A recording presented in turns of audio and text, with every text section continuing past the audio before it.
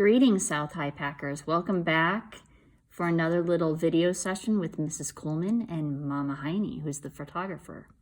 Let's take a look at our title here. It's called Exponential Growth Graphs, and this is section 7-2A. I want to start off by introducing this equation, which is a function. Let's introduce this equation, y equals 3 to the x. Now we want to graph this guy. In order to graph this guy, we need to make a table of values. And usually when we create a table of values, our x values are going to be small numbers, so they're easy to graph. We're going to use -2, -1, 0, 1, and 2. And all we're going to do is we're going to take each of these x values, substitute them into this x up here in the little corner, solve it, and then we'll get our y value. So for example, let's take -2, substitute it into x. That means 3 to the -2 power. Now remember, whenever you have a negative exponent, this x will be -2. When you have a negative exponent, that whole number 3, we're going to do the reciprocal of it. So right now it's 3 over 1. If we do the reciprocal, it's 1 over 3. So -2, substitute it in. 3 squared is 9. Do the reciprocal of 9 is 1 over 9. So right there, I'm going to write 1 over 9. Now I'm going to do -1. 3 to the +1 is just 3. It's negative, so do the reciprocal, so it becomes 1/3. Now let's do 0. 3 to the 0, anything to the 0 power is always 1 whole. Now it's going to get easy. Now I have a +1 and a +2. +1, substitute for x. 3 to the +1 is just 3. And then 2, 3 squared becomes 9. So I have this table of values, and I'm going to go ahead now and plot these points. -2 and 1/9. I'm going to plot it on a coordinate plane. -1 and 1/3. 0 and 1. 1 and 3, and 2 and 9. These are my 5 coordinate points. Now 1/9, that's really hard to plot.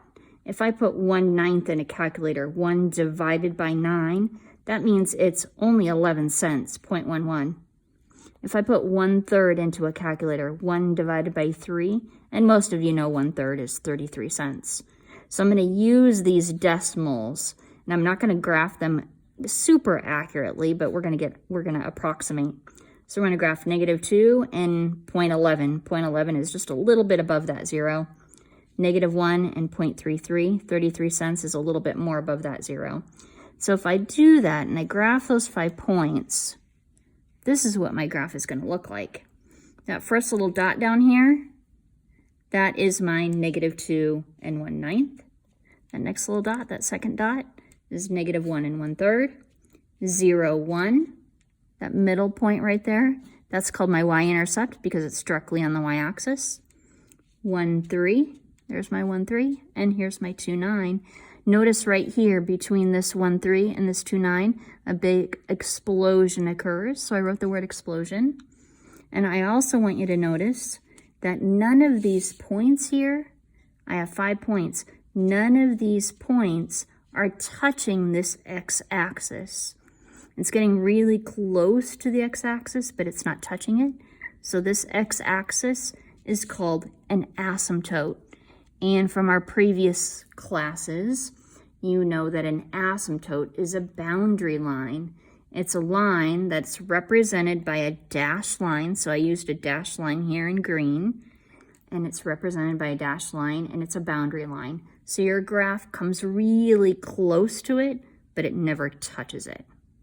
All right, let's carry on to the next side of our notes.